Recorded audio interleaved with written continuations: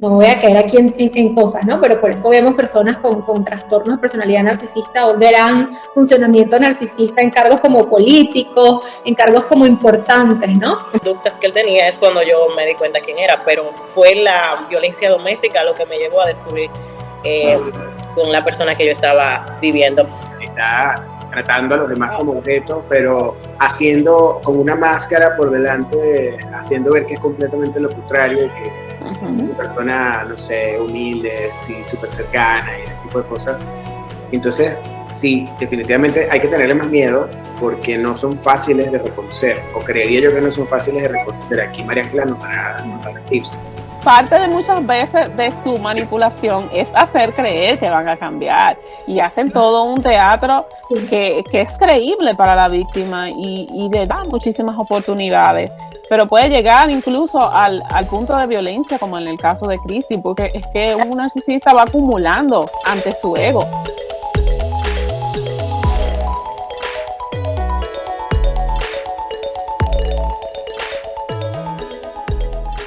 Pues en este episodio, el primero en el que me acompañan varias personas, me acompaña esta venezolana linda, pero está en otra parte del país, en otra parte del mundo, que es en Bélgica, que es la doctora María Ángela Espósito. Lo dije bien. Sí, entonces, sí. Doctora. Gracias, Lisa. Bueno, de entrada siempre muy contenta y muy agradecida contigo por incluirme en estos espacios. Sí, bueno, no sé, para los que no me conocen me voy a un poquito introducir. Bueno, ya tú lo dijiste, pero mi nombre es María Ángela Espósito, yo soy psicólogo con especialización en psicología clínica. Digamos que bueno, la mayor parte de mi experiencia ha sido en el área infanto-juvenil y con el trabajo individual en adultos y adolescentes también. Ahorita únicamente me estoy dedicando al trabajo con adultos, pero digamos que la mayor parte de, bueno, toda mi formación y mi ejercicio profesional ha sido con familias. Así ¿Cómo le podemos encontrar, doctora, en las redes sociales? Bueno, no estoy muy activa en todas, pero tanto en TikTok como en Instagram estoy como @sí, como psicología, sí.contigo, sí contigo. Perfecto. Saben que en el episodio estará en la descripción todos los links de cada quien. Ahora pasamos con otro venezolano, pero en otra parte del mundo, en México, que es Javier. Javier, cuéntanos. Hola Lisa, hola María Ángela, ¿cómo están? Yo encantadísimo de estar aquí con ustedes, además honrado de estar tocando estos temas tan importantes con gente tan importante que sabe de esto tantísimo y muchísimo más que yo. Pero bueno, me encanta que me hayas invitado. Para mí es un honor y que ustedes acepten, siempre están dispuestos, es muy bonito. Cristi, bienvenida. Cristi nos acompaña desde República Dominicana también. Cristi, ¿cómo te podemos encontrar en las redes sociales? Buenas tardes, chicos, nuevamente, y a todos los que están escuchando hoy el podcast. Me pueden encontrar @CristiLiz y una rayita abajo. Chicos, vamos rápido al mambo, como decimos los dominicanos. Vámonos. Ya los míos me conocen, soy dominicana, vivo en New York, o sea, esto es internacional, ya saben. Vivo en New York y soy la host de este podcast.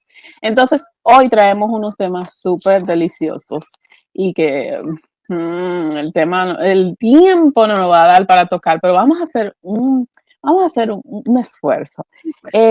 Vamos a iniciar con este título, que es el narcisista pasivo agresivo. Doctora, desde su punto de vista profesional, ¿cuáles son las características de una persona que es narcisista pasivo agresivo? Bueno, a ver, Lisa, claro, hablando de características pudiéramos enlistar varias, pero voy a tratar de concretar y de hablarles un poquito de las más evidentes o las más usuales que solemos ver en este tipo de estilos de personalidad. Lo primero, bueno, una persona narcisista es una persona que difícilmente puede sentir o proyectar como empatía, ¿no? Una persona que tiene como cierta carencia de empatía, son personas que tienden a cosificar a las personas. Cuando digo cosificar me refiero a esto de la cosa, ¿no? Es un poco utilizar a las personas como una especie de objeto para, de alguna manera, valga la redundancia, conseguir un objetivo propio. Son personas que a pesar de esto que puede sonar así como un poco, ¿no? Una cosa como muy negativa, pero tienden a ser personas muy seductoras, agradables, sociables, simpáticas, de cierta inteligencia, ¿no? Son personas que tienden a caer como muy bien, halagadores, ¿no? Seductores.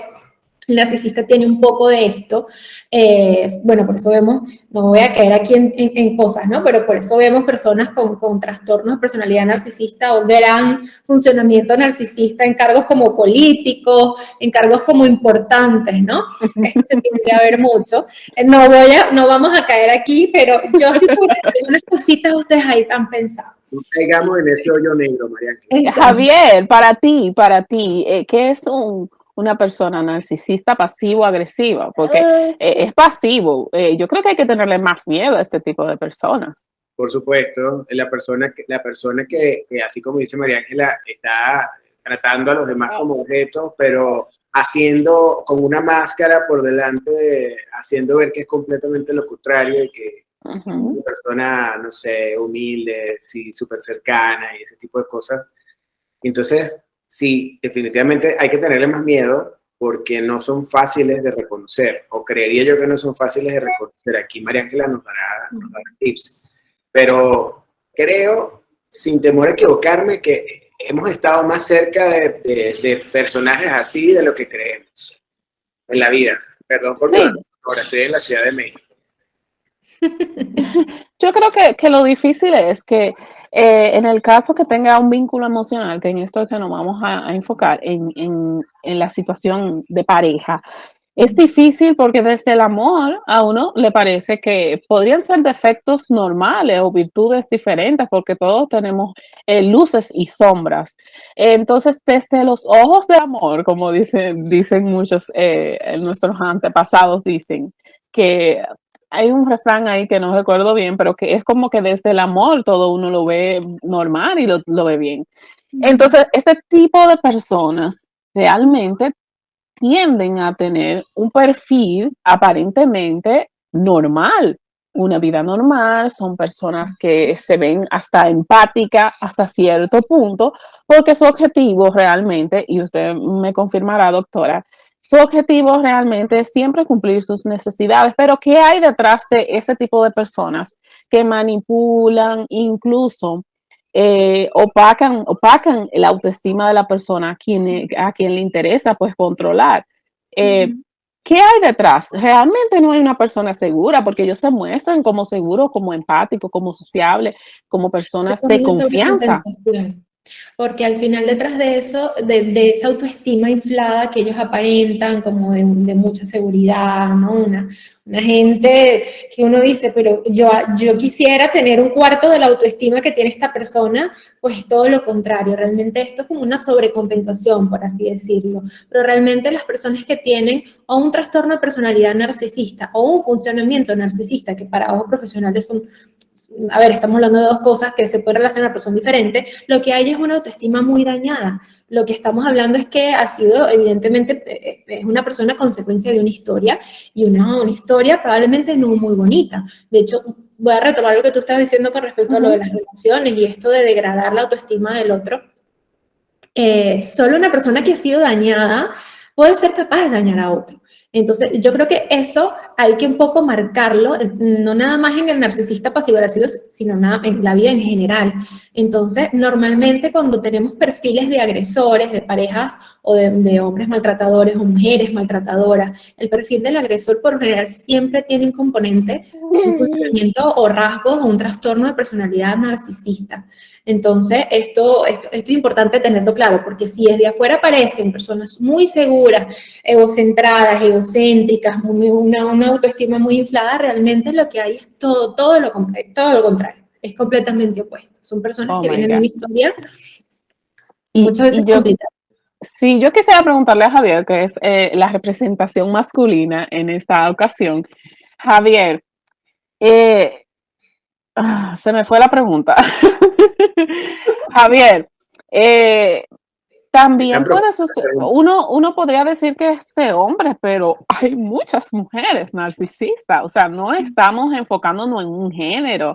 Estamos hablando de que cualquiera de nosotros, hombre o mujer, en la relación, tanto como en el noviazgo, el matrimonio, incluso cuando somos padres, uno de los dos podría tener esas cualidades. Javier, ¿cómo tú podrías identificar una mujer que es narcisista? Porque, nos estamos enfocando y quizás el público, la audiencia puede confundir y creer que solo nos referimos a los hombres. ¿Tú has visto ¿Has visto alguna mujer con algún tipo de personalidad narcisista? ¿Cómo no? Claro que sí. Afortunadamente no cerca de mí. Afortunadamente.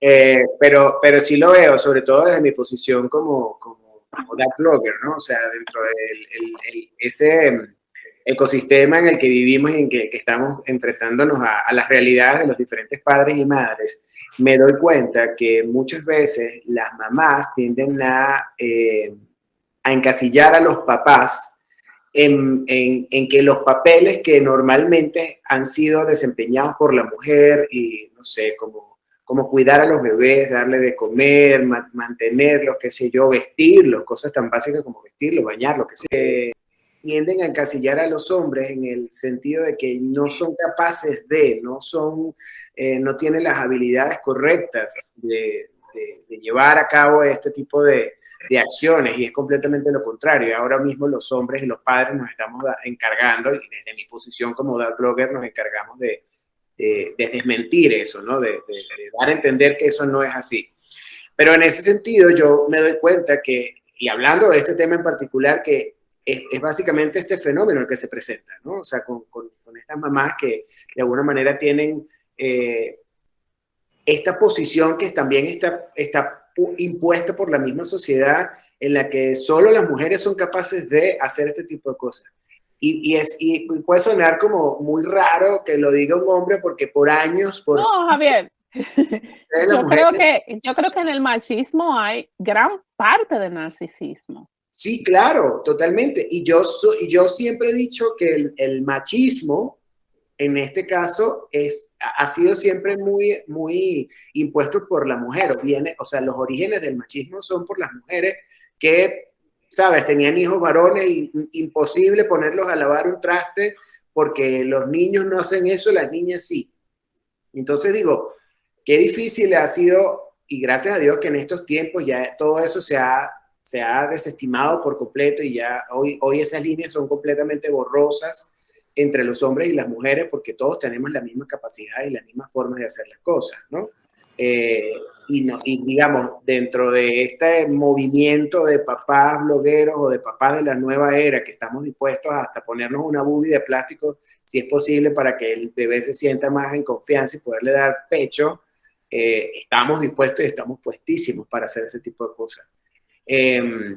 Entonces sí, bueno, la respuesta a tu pregunta es que definitivamente hay un montón de mujeres también que pueden ocupar este tipo o que pueden tener este tipo de fenómenos, y tenemos que estar muy alertas, sobre todo para desenmascarlas a hombres y a mujeres y a todo el mundo, y que vivamos un mundo más libre de ese tipo de prejuicios, porque al final son prejuicios, ¿no? Que se tienen de unos hacia los otros. Tienes razón, Javier, en muchísimas cosas. Sí, qué bueno para aprovechar, ya que tú nos contaste la vez pasada, que no vamos a abundar en eso, nos contaste la vez pasada que viviste una relación narcisista. Cristi, ¿cómo tú identificaste que tú eras víctima de un narcisista pasivo-agresivo? Mira, en el caso mío, él no era pasivo-agresivo. Él era un narcisista, pues, lo más normal, porque él siempre, obviamente, para mí fue muy difícil porque yo nunca había visto este tipo de comportamientos anteriormente en una persona, ni en mi familia, ni mi entorno. Entonces, él siempre se refería a las cosas. Ya cuando yo aprendí lo que es el narcisista, porque también fui víctima de violencia doméstica por esta misma persona, cuando yo vi todos los patrones de las conductas que él tenía, es cuando yo me di cuenta quién era, pero fue la violencia doméstica lo que me llevó a descubrir con la persona que yo estaba viviendo. Él siempre tenía este tema de que los hijos de él eran mejores. Por ejemplo, él hacía ejemplos así y claros de que sus hijos eran mejores que lo de mi hermana, de forma física, de forma intelectual.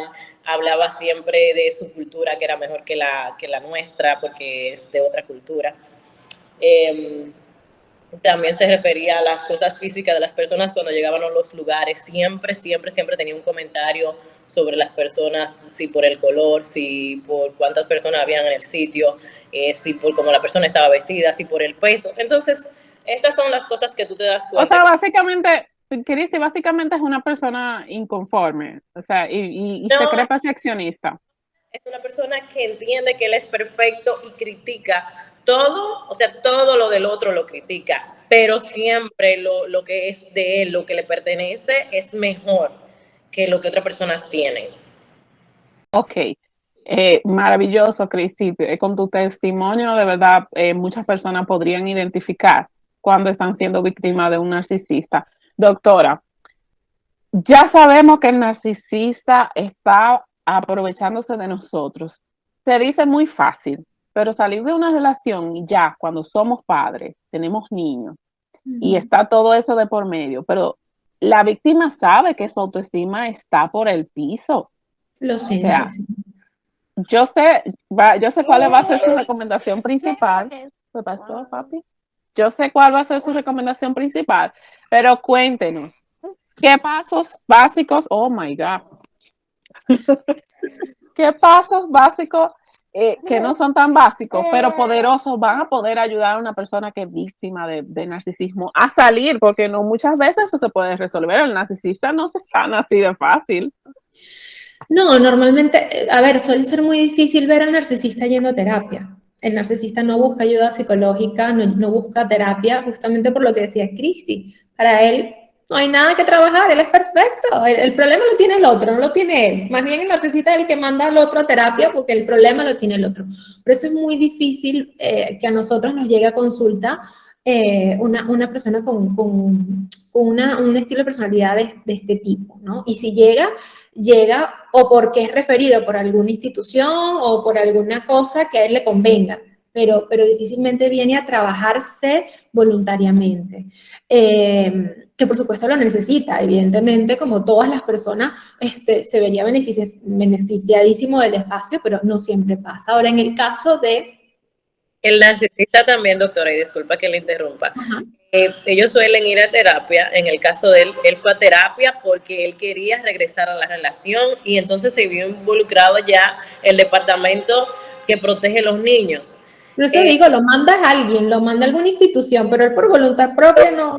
Él quería recuperar la relación y él quería, doctora, sí.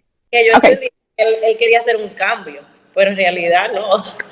Pero no hay parte de muchas veces de su manipulación es hacer creer que van a cambiar y hacen todo un teatro que es creíble para la víctima y le da muchísimas oportunidades, pero puede llegar incluso al punto de violencia como en el caso de Cristi, porque es que un narcisista va acumulando ante su ego todas esas fallas. Las promesas que nunca cumplen los narcisistas. Y los narcisistas se muestran de una manera que todo es color de rosa, son los hombres más amorosos, las mujeres más amorosas, son unas personas que te hacen una utopía, una relación que es una utopía y después te dejan caer de lo más alto del cielo.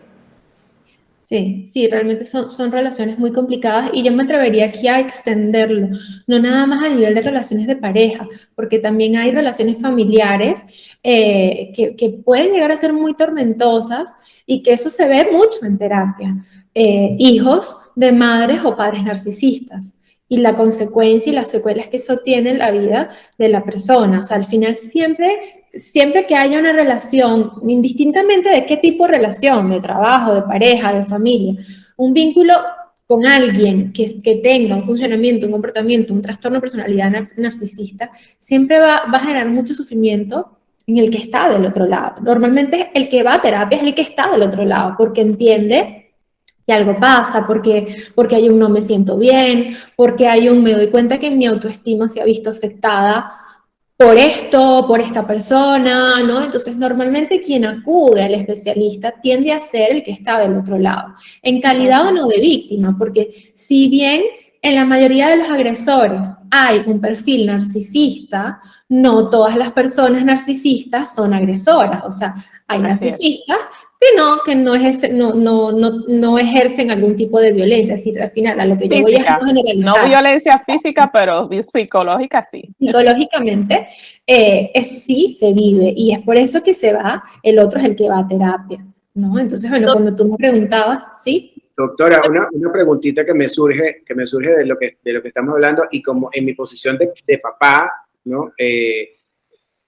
¿Cómo identificar? Porque nosotros fuimos criados todos con un modelo de crianza completamente diferente y ahora nos toca a nosotros desaprender, digamos, de ese modelo de crianza que traemos en el chip para criar a nuestros hijos de una manera mucho más sana, ¿no?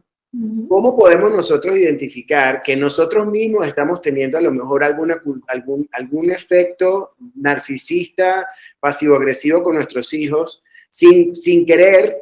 O estamos cayendo en ese abismo, en ese hoyo negro y bueno, entender qué herramientas podemos hacer, de las cuales podemos hacer uso para salir de ese hoyo negro. O sea, es posible que se den ese tipo de fenómenos sin que nosotros nos estemos dando cuenta. Claro, a un nivel inconsciente siempre se juegan cosas y siempre ponemos cosas ahí en un plano inconsciente. Un poco retomando tu pregunta, todos tenemos algo de narcisista, todos tenemos algo de narcisista. Evidentemente, en niveles un poquito más saludables, por así decirlo, pero todos tenemos algún rasgo, ¿no? Eso es parte de la esencia y de la conformación de nosotros. O sea, eso puede pasar. Todos tenemos algo de narcisista. El problema está, como tú lo dices, bueno, cuando ya esto va a un extremo, cuando esto tiene cierta intensidad, cuando esto afecta a un otro. Tú me preguntabas, Javier, si una persona por sí sola podía de pronto darse cuenta a nivel de, bueno, papá, mamá, que pudiéramos estar repitiendo algún patrón. Claro que nos podemos dar cuenta que estamos repitiendo patrones, porque a veces nosotros mismos hacemos ese clic. Es como cuando uno a veces se cacha, ¿no? Como se descubre, me estoy dando cuenta que estoy haciendo esto que hacía mi mamá o que hacía mi papá conmigo. Y en ese momento tú tienes un momento de luz y tú ahí puedes un poco reflexionar y revisar, ¿por qué yo estoy cayendo en esto? O déjame no hacerlo. Igual tomas distancia y tratas de hacerlo diferente, ¿no? Y a veces no es uno, pero hay un otro de afuera que te muestra algo, que puede ser tu pareja, que pueden ser tus propios hijos, que puede ser un amigo de confianza que te diga, me sonaste a tu mamá, o ¿por qué la estás tratando así? O fíjate que tu hija no te está diciendo, o fíjate que tu hijo no te está hablando porque tú tal cosa, ¿no? Un poco, pueden ser por los dos canales, porque tú en algún momento de la cotidianidad haces clic con algo y sí puedes notarlo, como que hay un tercero de afuera que lo ve y te lo refleja y te lo muestra, ¿no? Esto pasa, pero como que también puede pasar, Javier, que de pronto uno no sea consciente de que está incurriendo en este tipo de cosas. Y por supuesto, la herramienta muchas veces es la terapia, muchas veces es poder mirar hacia atrás en la historia, entender tu origen, entender cómo fueron tus vínculos mamá, papá, que son los vínculos que nos conforman y al final son los vínculos más importantes que tenemos en la vida y de ahí parte todo. Entonces es un poco revisar tu propia historia de niño, es revisar tu propia historia personal, e irán ahí surgiendo algunos temas que evidentemente se van a trabajar y se irán resolviendo a la medida que el tiempo pasa, pero las herramientas normalmente... Doctora, nosotros tenemos que aprender que no podemos seguir los mismos patrones de nuestros padres o de nuestros amigos para criar nuestros hijos o para llevar nuestras propias vidas, porque cada persona acciona de manera distinta y tenemos que romper esos vínculos que tenemos del pasado, ya sean de los amigos, de niños en familia, de lo que sea, y aprender a llevar la vida de la manera en que se objeta para cada uno y no vivir a la manera del otro. Doctora, ¿sabes? Y le voy a confesar aquí que gracias a este tipo de conductas en la relación de mis padres, no voy a especificar por privacidad, yo en mi adultez he podido identificar cuando yo soy víctima de, o pienso o quieren ser narcisistas conmigo. Yo creo que muchas personas podrían guiarse de episodios que han visto en sus padres para identificar y tomar decisiones que cuiden su persona. Porque es que el narcisista no va a cambiar tan fácil. Las decisiones por amor propio deben tomarse. Y es, en la mayoría de casos, ir a terapia, tomar decisiones drásticas como tú alejarte de ese tipo de personas, porque es que a la larga te van a destruir y te van a anular. Chicos, en una sola palabra o en una frase cortita, ¿cuál es su último consejo en este tema para que pasemos al siguiente? Cristi. Lo dije la otra vez, si estás frente a un narcisista, ya tienes las alertas, corre, coge tus cosas, busca ayuda y corre. Javier, dime, ¿cuál es tu mayor consejo? Mi consejo es que sepamos identificar esas cosas, que sepamos escuchar, porque justo como lo decía la doctora, muchas veces nosotros mismos no nos damos cuenta de lo que pudiésemos estar haciendo o no, pero si sabemos escuchar al que tenemos al lado y nos dice de una manera franca y cordial lo que está viendo, poder de echar para atrás y tener, digamos, la madurez y la humildad de decir, tal vez no lo estoy haciendo tan bien, déjame buscar terapia, déjame ir a buscar ayuda. Doctora, ya, final. Yo siempre voy a decir que la forma o la manera de salir de esto se puede, pero hay que hacerlo acompañado y hay que buscar ayuda. Y por otro lado, uno, un poco retomando lo que decía Javier, uno tiene que aprender a escucharse. Y cuando tú te escuchas y tú te das cuenta que tú no estás bien en donde estás, que no te sientes bien, que es más lo que sufres que lo que disfrutas de esa relación, ahí no es. Efectivamente, ahí no es. Yo creo que mi consejo final es tomar decisiones por amor propio. O sea, tú estás primero, no vas a salvar a nadie. Nunca salvas a nadie, te salvas a ti y con tus hechos y con tu bienestar. Entonces tú puedes transmitir eso a los demás.